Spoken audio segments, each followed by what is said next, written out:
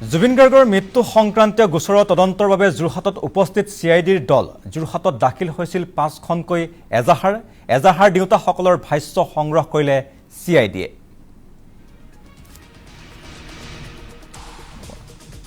জুবিন গাৰ্গৰ মৃত্যু সংক্ৰান্তীয় গোচৰৰ তদন্তৰ বাবে যোৰহাটত উপস্থিত হৈছে চিআইডিৰ দল।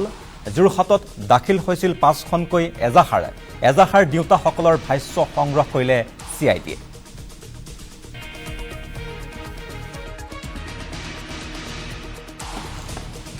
আমি জুবিন গাৰ্গৰ সমগ্ৰ ঘটনাটোৰ এনকোৱাৰী বিচাৰি আচলতে ঘটনাটো সম্পূৰ্ণ তদন্ত বিচাৰি আমি ভোগদৈ আৰক্ষী চকীত কেন্দুগুৰি কৃষ্টিকলা কেন্দ্ৰৰ তৰফৰ পৰা এখন এফআইআৰ দিয়া হৈছিল আৰু মুখ্যমন্ত্ৰী একদম যিহেতু তৎকালীনভাৱে হেৰি লোৱা যেন আমাৰ অনুভৱ হৈছে। আজি গুৱাহাটীৰ পৰা চিআইডি এটা টিম যোৰহাটত আহি উপস্থিত হয় আৰু আমাক ভোগদৈ আৰক্ষী চকীলৈ মাতে সোধা পোছাৰ কাৰণে আৰু আমাৰ যিখিনি ক'বলগীয়া আছিলে আমি সেই সকলোখিনি কথা চিআইডিৰ যিগৰাকী চাব ইন্সপেক্টৰ আহিছিলে তেখেতৰ আগত আমি ষ্টেটমেণ্ট দিয়া হৈছে। তেখেতসকলে প্ৰত্যেককে পৃথকে সোধা পোছা কৰিছে। যিকেইজন কালপিতে আচলতে এই কামবিলাক কৰিছিলে বা এই ঘটনাৰ লগত জড়িত প্ৰত্যেকজন কালপিতে অতি সোনকালে গ্ৰেপ্তাৰ হওক আৰু আমি সকলো কালপিতকে গ্ৰেপ্তাৰ হোৱাটো আশা কৰিছোঁ।